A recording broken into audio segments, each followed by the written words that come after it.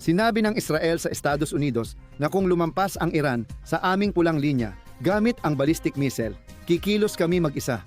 Isama mo pa ang dalawang larawan, pati ang Persian Gulf na may barkong pandigma na tila naghahamon at ang Estados Unidos na naglalagay ng puwersa sa rehiyon. Isa ito sa pinakamalalaking deployment ng militar ng Estados Unidos sa gitnang silangan sa kasaysayan. Kumusta? Ako si Ari. Dumiretso na tayo sa usapan. Ngayon nakikita natin kung paano nagsasalubong ang diplomasya, ang banta ng misil at ang deployment ng militar ng Estados Unidos na hindi basta-basta ginagawa. Simulan natin sa pinakamalinaw na red line ng Israel ngayon. Nag-iwan ng malinaw na mensahe ang mga mataas na opisyal militar ng Israel nang bumisita sila sa Estados Unidos noong nakaraang linggo. Kung tatawirin ng Iran ang red line na may kinalaman sa mga misil, aatake ang Israel ng mag-isa. At ang parehong mensahe na iyon ang dadalhin ni Punong Ministro Netanyahu sa administrasyon ni Trump sa Washington sa pulong na nakatakda ngayong Miyerkules. Bakit napakahalaga ng pulong na ito? Dahil nakikita ng Israel na maaaring lumalapit ang Estados Unidos sa isang kasunduan sa Iran, ngunit isang hindi kumpletong kasunduan? O kahit papaano, iyon ang interpretasyon na makukuha natin kung titingnan natin ngayon ang mga headline ng mga tradisyonal na media. At mahalagang linawin natin ito dahil maaaring isa lang ito sa nakasanayang laro ng estratehiyang militar. Lituhin mo at maghahari ka. Kasi habang pinag-uusapan ang negosasyon at ang posibleng diplomatikong solusyon, ang nakikita natin sa aktwal ay walang kinalaman sa diplomasya. Pero himayin natin ito, ayon sa diplomasya na binabanggit sa mga headline na sinasabi ng mga media. Alam ng Israel na ang pagsuko ng Iran sa kanilang nuclear program ay tiyak na malaking tagumpay. Walang makakatanggi doon. Pero ayaw ng Israel ng isang sitwasyon kung saan ang kasunduan ay isasara lang ang usaping nuklear at iiwan namang buo ang banta na maaaring bumagsak sa buong mga lungsod. Ang programa ng long-range ballistic missiles ng rehimen ng Iran at may isang punto na labis na ikinababahala sa Jerusalem. Maisusulat ang kasunduan kung saan ang Estados Unidos ang tagapag-arantiya na hindi maaaring atakihin o sirain ng Israel ang programang iyon ng mga misil sa hinaharap. Para sa Israel, parang tinalian sila ng kamay at paa. Bakit ba ganun na lang ang pagpupursige ng Israel sa usapin ng mga misil bukod pa sa nuklear? Well, may halong lahat ito, estratehikong dahilan at pati na rin mga usaping pang-industriya. 8 buwan na ang nakalipas noong digmaan ng dalawa sa Operasyong Leon Ascendente. Naunawaan ng Israel na imposibleng sirain ang lahat ng planta ng programang misil ng Iran. 12-dosenang planta ang nakakalat, may nakatago, may nasa ilalim ng lupa, at marami sa mga ito ay mabilis maitayo muli. Kaya, may ginawa ang Israel na napaka-espesipiko. Nag-focus sila sa mga pabrika na gumagawa ng mahahalagang bahagi, mga pyesa na kapag nawala ay titigil ang buong produksyon. At gamit ang parehong estratehiya, inatake rin nila ang kumpanyang konektado sa paggawa ng gasolina para sa mga misil. Ano ang problema ngayon? Lumipas na ang 8 buwan at mabilis na naitayo ulit ang mga industriyang iyon. Simple lang, nagpatuloy ulit ang produksyon at sa Israel may pagmamadali na pigilan ulit iyon bago pa sila makabalik sa dating bilis ng produksyon bago ang digmaan. Halos 300 misil kada buwan, kung saan pinag-uusapan ang kakayahan na 30 misil bawat araw. Madalas naririnig ng tao ito bilang malamig na numero, pero sa praktika, simple lang ang ibig sabihin nito. Sa paglipas ng panahon, maaaring maabot ng dami ang saturation, lalo na kung patuloy pa itong lalago. Hindi lang sapat ang magkaroon ng misil, kundi kailangan marami para mapilitan ang kalaban na gumastos ng interceptor, oras, yaman at mamuhay sa tuloy-tuloy na presyon. O kahit na umabot sa punto na talagang imposible nang mapigilan ang isang pagsalakay ng pagsasaturate. Mas marami na ngayon ang mga misil na pang-atake kaysa sa mga misil na panangga ng Israel. Dapat din nating tandaan na noong digmaan na iyon, inalis ng Mossad si Amir Ali Ajizadeh, ang commander ng puwersang panghimpapawid ng Revolusyonaryong Gwardiya. At isa siya sa mga arkitekto ng programang industrial na iyon na inabot ng mga dekada bago maitayo. Ipinapakita nito ang dalawang bagay. Una, hindi lang pasilidad kundi pati pamunuan ang target ng Israel. Pangalawa, may kakayahan pa ring magpatuloy at magtayo muli ang mga Iranian. At dahil dito, napakasensitibo ng panahong ito. Ngayon, habang tumitindi ang tensyon, nagpapadala rin ng mga mensahe ang Iran. Isa sa mga pinakakitang-kitang kilos ay nagmula kay Kalihim al-Rajid bilang tugon sa pagbisita ng negosyador mula Washington na si Witkoff na nakita noong weekend sa aircraft carrier na Abraham Lincoln na kasalukuyang nakapwesto sa tapat ng Iran. Oh, sige, ang nangyari ay ginawa ni Kalihim al-Rajid ang kanyang parte at sumakay siya sa isang barkong pandigma ng Iran na umikot sa Persian Gulf. Bilang pagpapakita ng hamon sa Estados Unidos, sinabi niya ang isang pahayag na lubos na sumasalamin sa paninindigan ng Iran. Hindi kami natatakot sa kasunduang militar ng Amerika. Kami ay mga tao ng diplomasya at mga tao ng digmaan. Samantala, ito ang ipinapakita ng telebisyon ng Iran sa mga live na programa. Mga misil na Fatah, Solfagar, Khaybar at Sikan. May malinaw na babala na ang Estados Unidos ay nagbigay ng dobling dagok sa bansa at hindi ito dapat maliitin. Ito ay isang malaking tulak para sa rehimen ng Iran para hikayatin ang mga tao at ipakita ang lakas militar hindi lang sa kanilang mamamayan kundi pati sa mga proxy at kaibigan sa rehiyon. Sige, hanggang dito muna. Talagang tumitindi ang kalagayan sa politika. Ngayon, ipapakita ko sa iyo ang nagbabagong bahagi at totoong bigat nito, ang pagpapalakas ng militar ng Estados Unidos. Ipapaliwanag ko ito gamit ang konkretong datos at simple para maintindihan natin. Pero bago ako magsimula, gusto kong ibahagi ang kwento ng botelyang ito na labis akong namangha at dapat ninyong malaman. Ang botelyang ito ay may dalang isang hindi kapani-paniwalang kwento na ngayon lang narinig. Nasa loob nito ang lupa mula sa Temple Mount sa Jerusalem na sinagip ng mga arkeologo matapos libu-libong taon ng kasaysayan itong maitapon bilang durog na bato. Ito ang pagkakataon natin na pigilan ang kasaysayan na maglaho. Simula ng taon na may personal na koneksyon sa Jerusalem. I-click ang link sa bio or iscan ang code para sa espesyal na alok. Tayo sa veteranong sundalong Amerikano na si Jack Walter na inilahad ito sa Columbia Broadcasting System. Saksi tayo ngayon sa isa sa pinakamalalaking mobilisasyon ng militar ng Estados Unidos patungong gitnang silangan sa kasaysayan ng bansa. Paano nga ba ito sa bilang at kakayahan? Sige, una, pumunta muna tayo sa dagat. Kapag nagpadala ang Estados Unidos ng aircraft carrier sa isang rehiyon, hindi lang ito barko, kundi isang lumulutang na base militar na may maraming eroplano. Dagdag pa dyan, may kasamang escort ring, pati mga barko na may anti-missile systems at kakayahang umatake mula sa malayo. Idagdag pa natin na sa dagat, naroon din ang dalawang submarino na umiikot sa baybayin ng Iran. Pangalawa, sa lupa. At hindi lang sa isang lugar kumikilos ang Estados Unidos, kundi mula sa network ng mga base at kasunduang logistiko na nagpapahintulot sa matitinding operasyon, lalo na kung magkakaroon ng tensyon laban sa Iran. Ibig sabihin nito, ang rehiyon ay hindi isang malayong lugar, kundi isang lugar kung saan mayroon ng infrastruktura, tauhan, mga radar, mga imbakan, at kakayahang mabilis na kumilos ang Estados Unidos. Pangatlo, sa depensa, pinapalakas ng Estados Unidos ang depensang panghimpapawid at anti-misil laban sa mga misil at drone ng Iran para protektahan ang kanilang mga base at kaalyado. Iyan ay bahagi ng pakete ng opensiba at depensa. Magkasama ang dalawa. May isang elemento na kapag naintindihan mo, maiintindihan mo rin ang lohistika ng militar sa pagde-deploy. Ang Estados Unidos ay nagmobilisa ng humigit kumulang 1,000 hanggang 1,500 Tomahawk na mga misil at hindi ito tumutukoy sa mga surgical strike lamang. Iyan ay parang kakayahan para sa isang saturation campaign, isang kampanya na nilalayong magbukas ng mga koridor, saturation para saan? Sa simpleng salita, una, tamaan ang mga air defense at radar. Pangalawa, tamaan ang mga command center at komunikasyon.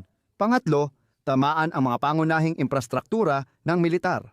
At doon lang, pagkatapos lang noon. Kaya, magbubukas ng daan na mas mababa ang panganib para makapasok ang mga fighter jet, advanced na eroplano, bomber at attack aircraft ng mas malaya sa teritoryo ng Iran. Mahalaga ito dahil ang Tomahawk missile ay hindi lang basta karagdagang missile. Isa ito sa pinaka-versatile at nakamamatay na missile sa mundo sa ganitong klase. Pinag-uusapan dito ang unang yugto ng isang doktrina na pahinain ang depensa ng kalaban para iwanan siyang bulag at magulo. Dahil sa lohika sa harap natin, mauunawaan kung bakit mahalaga ang pagpupulong ni Netanyahu at Trump ngayong Miyerkules at maaaring maging desisibo. Dahil kung makarating ang Estados Unidos sa isang limitadong kasunduan ukol sa nuklear at maramdaman ng Israel na hindi naapektuhan ang programa ng mga misil, magtatanong ngayon ang Israel, ano ang gagawin sa banta na maaaring bumagsak sa ating mga lungsod bukas? Dito nagiging totoo ang banta, hindi na lang haka-haka, lalo na kung may partikular na misil na pinag-uusapan. Pinag-uusapan ang Koramashar 4 bilang isang napakaseryoso at sensitibong banta sa estratehiya na malinaw namang binabantayan na ng Israel. Dahil hindi basta-basta ang mga numero nito. May abot itong 2,000 kilometro, kayang magdala ng mga ulo ng bala na 1,000 at 500 kilo at may bilis na hanggang 16 Mach. Ibig sabihin, hindi mapipigilan. Kung tumama sa lungsod sa Israel ang ganitong misil, malala ang epekto nito sa ilang kilometro. Siyempre, depende sa uri ng ulo ng bala at sa dami ng tao sa lugar na tatamaan sa mga urbanong lugar, malinaw na magiging napakalala ng pinsala. Napatunayan ito noong digmaan kontra Iran noong nakaraang taon. Habang binobomba ng Israel ang daan-daang target na militar at lohistikal ng rehimen, ang rehimen naman ay basta na lang nagpapakawala ng mga misil kahit saan ito tumama. Basta't tinatarget lang ang isang malaking lungsod at yun na. Iniwan sa atin ang mga dramatikong larawan ng mga misil ng Iran na tumatama sa gusali, opisina, urbanong lugar at ospital sa gitna ng bansa. Sa ganitong paraan, malinaw para sa Israel ang intensyon ng rehimen.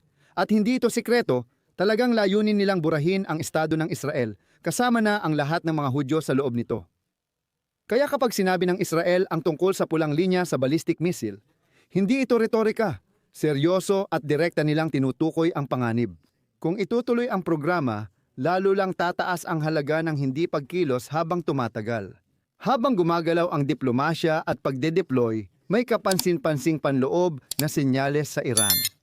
Ngayon, sa opisyal na seremonya para sa araw ng puwersang panghimpapawid ng Iran, may nangyaring kakaiba. Kinansela ni Ali Khamenei, ang pinakamataas na pinuno ng rehimen, ang kanyang nakatakdang talumpati at hindi dumalo. Isang bagay na ayon sa mga ulat, unang beses nangyari sa loob ng 37 taon ng rehimen. Ipinapakita nitong may impormasyon na sa kabila ng tensyon at pagpapakitang militar ay hindi agad mapapansin. Malinaw na siya ay nagtatago at iniiwasan niya ng husto ang kanyang pagpapakita.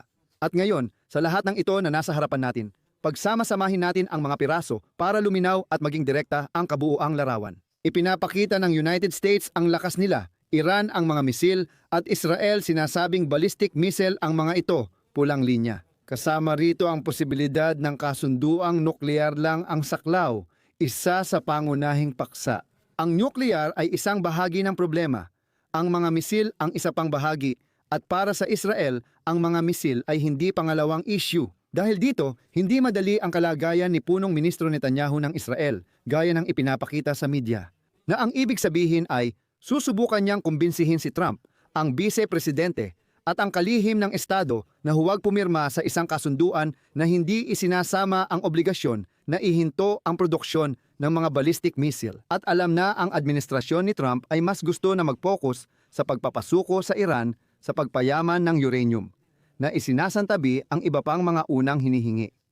Kasabay nito, inilalabas ng mga matataas na opisyal ng rehimen ang kanilang opisyal na pahayag. Ang inilalabas nila sa social media, sa mga lokal na media at dito sa mga regional na media ay hindi sila handang makipagnegosasyon tungkol sa nuklear o sa mga misil. Kaya parang naglalaro lang talaga tayo ng wala.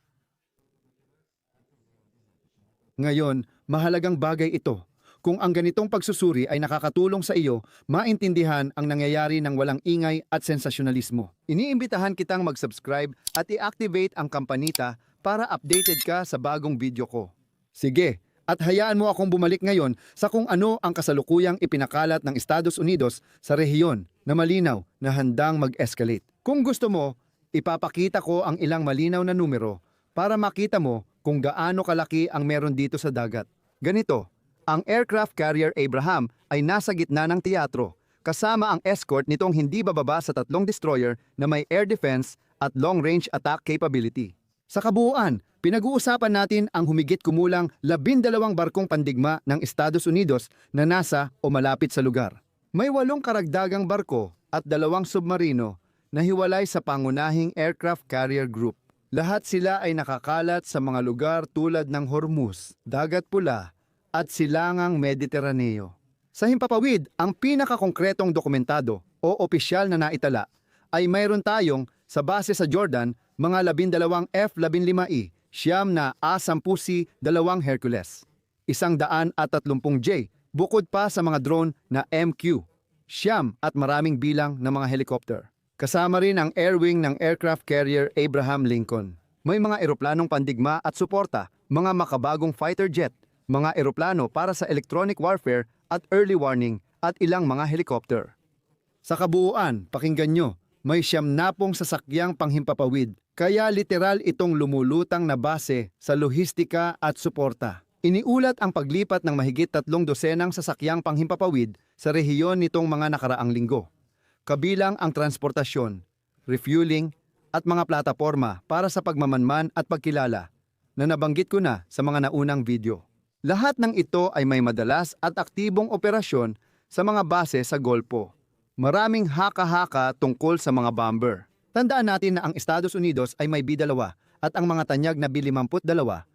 Sa ngayon, opisyal na hindi pa alam kung meron o wala sa rehiyon.